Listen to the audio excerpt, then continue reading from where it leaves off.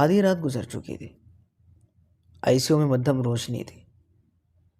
انسانی اعضاء کی کارکردگی کو جانچنے والے مختلف مانیٹرز کی وقفہ وقفہ سے آتی بیپس کے علاوہ ماحول میں اور کوئی واضح آواز نہ تھی۔ وہاں 10 بیڈز تھے۔ تمام بیڈز کو ریلنگ سے کھل بند ہونے والے پردوں کے ذریعے ایک دوسرے سے علیحدہ کر دیا گیا تھا۔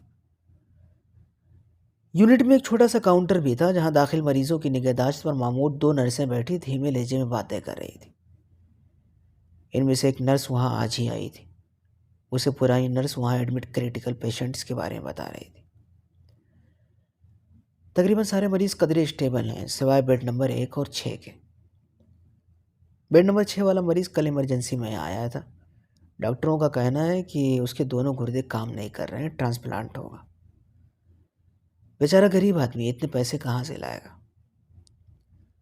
مگر شہر میں تو کئی سرکاری اور چیریٹیبل ہاسپٹلز یہ آپریشن مفت کرتے ہیں، گھر والے اسے وہاں کیوں نہیں لے جاتے؟ صحیح کہہ رہی ہو، وہ سرجری تو مفت کرتے ہیں مگر گردے کے لیے ڈونر مریض کے گھر والوں کو فراہم کرنا ہوتا ہے۔ اس بیچارے کی بیوی تو تیار ہے مگر ڈاکٹروں کا کہنا ہے کہ اسے ہائی بلڈ پریشر اور شوگر ہے، اس کا گردہ نہیں لگ سکتا۔ باقی کے گھر والے آناکانی کر رہے ہیں۔ اوہ، پھر کیا؟ اس کی بیوی بتا رہی تھی کہ کل سویرے اسے کسی سرکاری اسپتال لے جائیں گے مگر مسئلہ وہی گردے کے ڈونر کا ہے۔ دیکھو کیا رہتا ہے، کیا کوئی اور راستہ نہیں ہے؟ ہاں، کچھ لوگ گردہ بیچتے ہیں مگر اس کی قیمت لاکھوں میں ہوتی ہے۔ اس بیچارے کے گھر والوں کے لیے تو آئی سی یو کے ایک دن کا بل بھرنا محال ہے، وہ لاکھوں کہاں سے لائیں گے؟ افسوس۔ اور بیڈ نمبر 1 والا مریض، اس بیچارے کی حالت بہت خراب ہے۔ جب سے آیا ہے درد کی شدت سے مستقل کرا رہا تھا لیکن آج شام سے بالکل خاموش ہے۔ وہ کیوں؟ آج ڈاکٹر نے اس کے بیٹے کو اسے ملوانے بلوایا تھا۔ ڈاکٹر نے اسے بتا دیا ہے کہ یہ ہفتے بھر سے زیادہ نہیں جی پائے گا۔ او خدا! پھر شاید یہ بات اسے بھی کسی طور پتہ چل گئی ہے، تب سے خاموش ہے۔ ہاں، اکثر مریض اپنے بارے ایسی خبر سن کر سکتے میں آ جاتے ہیں۔ ایک نمبر بیڈ نرسوں کے کاؤنٹر کے ساتھ ہی تھا، وہ ان کی ساری گفتگو سن رہا تھا۔ نرس کا اندازہ درست تھا، اس نے ڈاکٹر کی بات سن لی تھی۔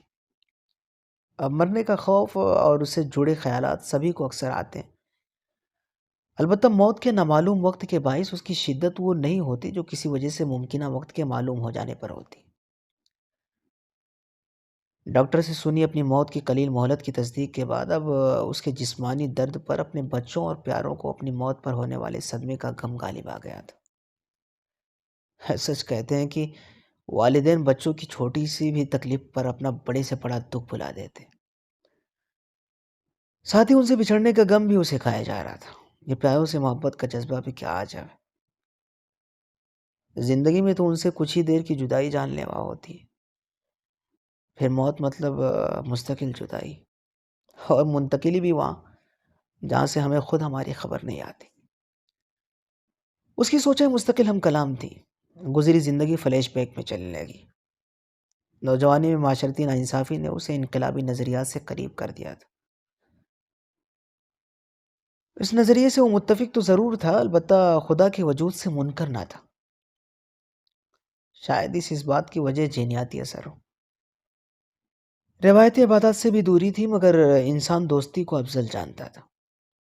کسی کی مدد کر کے اسے ویسا ہی قلبی سکون ملتا جیسے کسی کو عبادت سے حاصل ہوتا۔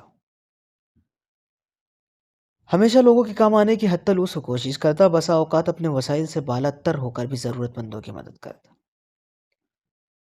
اس کی سوچوں کا دائرہ وسیع ہوتا ہوا اپنے محاسبے پر آ پہنچا، پھر پیدائشی عقیدہ اور اپنے نظریے کے تحت گزاری زندگی کے مابین تکرار شروع ہو گئی۔ اگر عبادات کی عدم ادائیگی پر عذاب میں سچائی ہے تو اب کیا ہوگا؟ کبھی ختم نہ ہونے والا عذاب۔ اس کی سوچ گہری ہوتی گئی، پھر ابدی عذاب کی دہشت بڑھ کر سکرات میں بدل گئی۔ اس کی روح حلق میں آ کر اٹک گئی، آواز بند اور بدن ساکت ہو گیا۔ عالم نزا کی ناقابل برداشت تکلیف کے مقابلے اب اسے موت آسان محسوس ہونے لگی۔ وہ دل ہی دل میں گڑ گڑا کر اپنے مرنے کی التجائیں کرنے لگا۔ اسی اثنا میں قریب سے بلند ہوتی فجر کی اذان کے ساتھ ہی ایک سوچ کی بھی آمد ہوئی، پھر وہ مطمئن ہو گیا۔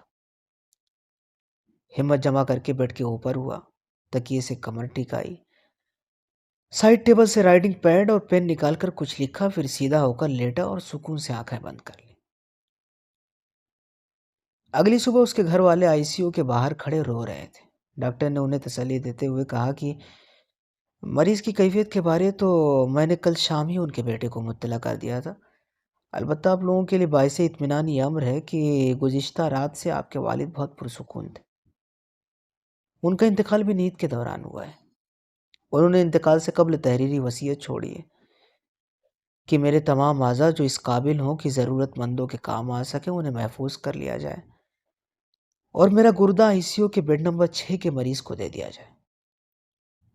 مغفرت کا تو پتہ نہیں، البتہ اعضاء عطیہ کرنے کے فیصلے نے جاں کہیں کے اذیت ناک عمل کو سہل کر دیا ہے۔